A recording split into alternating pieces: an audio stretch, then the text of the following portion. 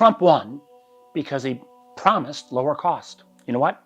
He lied. That inflation is showing prices rising. Inflation in the U.S. picked up last month. Grocery prices are actually up and have been on the rise since President Trump took office. Instead, he launched one of the biggest tax increases on American consumers and businesses with his ill-fated tariff policy that I think is both illegal and obviously has driven up costs dramatically. Let's get into it. The average family will pay an extra $2,400 per year in cost. How does that break down? Well, cost of a new car has gone up year over year, $5,700. We've seen the highest grocery inflation literally in years. Some of that has been coffee prices, 22% up. Coffee prices are surging as new tariffs take hold. We've seen major retailers like Home Depot and Target have raised their costs and said it's partially due to the tariffs. Like apparel, where we're going to see a 35% price increase as a result of these tariffs. With Halloween just around the corner, you're probably noticing the cost of candy has gone up pretty dramatically as well. Why? All due to Trump's tariffs. It's not just consumers, it's also small businesses. U.S. small businesses will pay an extra $200 billion. Unemployment rate is now at a 4-year high. Breaking moments ago, jobs growth slowed to a crawl last month. Companies have to lay off people because consumers can't afford these tariffs and can't afford the increased prices. One example is the Volvo plant down in Dublin in Southwest Virginia that literally has had to lay off hundreds of workers because of the cost of these tariffs. And it's not just Volvo. I've talked to dozens of small business owners, from retail stores to craft brewers, who are all having to lay off folks because of these increased costs coming from Trump's tariffs. And so what does this all mean in terms of an actual tariff rate? It means that total tariffs average about 18% right now. Back at the beginning of this year, they were at 2.4%. 18%, that's the highest since the Great Depression. So you may ask, how did the president start imposing all these tariffs? Well, he's taken a law that's literally over 50 years old. It's called the International Emergency Economic Powers Act, which, by the way, doesn't even mention tariffs. It was supposed to be used in a case of a dire national emergency. He suddenly declared emergencies of all types as a rationale behind these tariffs. For example, our friends in Canada, they had a 35% tariff, which, by the way, is higher than the tariff in Mexico, which is 25%. And the reason this tariff on Canada is being put in place was because of fentanyl. We all know fentanyl is an awful drug, but less than 1% of fentanyl comes from Canada. The vast majority comes from Mexico, yet Canada gets hit by a higher tariff. And then to add insult to injury, President Trump recently increased the tariff by 10% on Canadian goods. Why? Because the Canadians had the audacity to put a TV ad out using President Ronald Reagan's words and his image that says, you know, tariffs are kind of a bad thing. High tariffs inevitably lead to retaliation by foreign countries and the triggering of fierce trade wars. Well, the fact that the province of Ontario put that ad out meant that Trump zapped him with another 10% tariff on top of the 35%. Let's go to Brazil, where he's put a 50% tariff in place. Now you may say, why Brazil getting so much higher?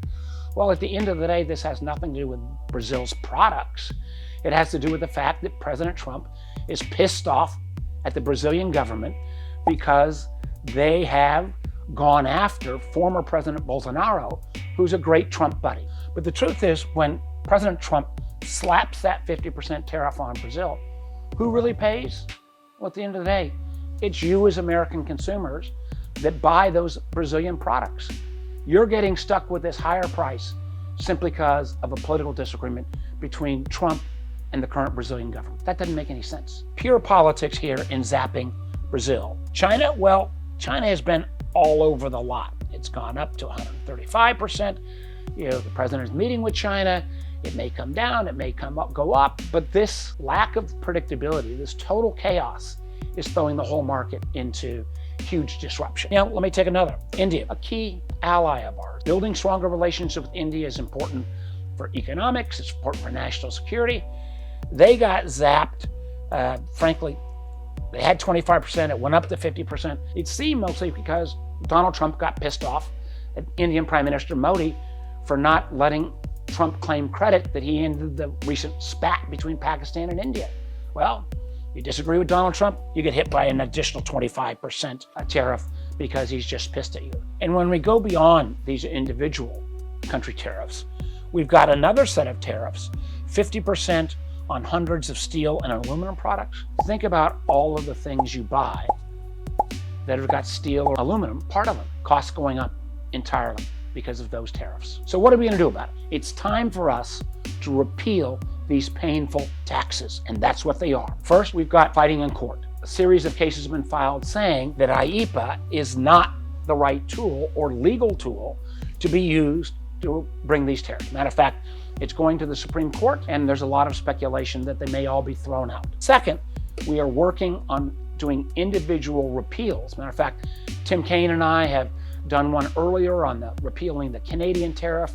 It got 51 votes. Last night, we had a vote on the Brazil tariffs. We won. Congress agreed that these were wrong and illegal. And to make matters worse about these votes, the House, which by the way, I hope you know is still on a month-and-a-half now paid vacation, not doing their job here in Washington because they knew how unpopular these tariffs were.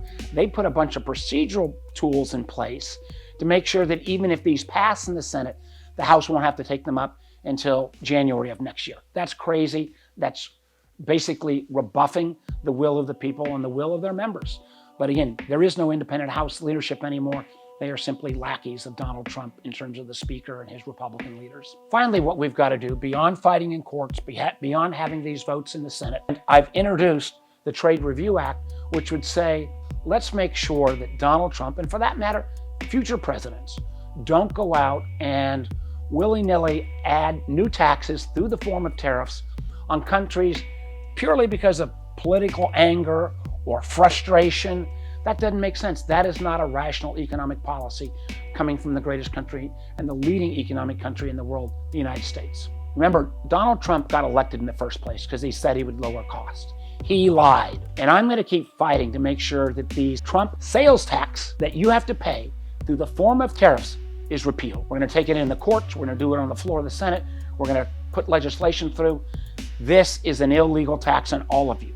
It needs to end. We need to stop Donald Trump on this effort, as in so many others, but this hits your bottom line. Remember, $2,400 per family additional costs.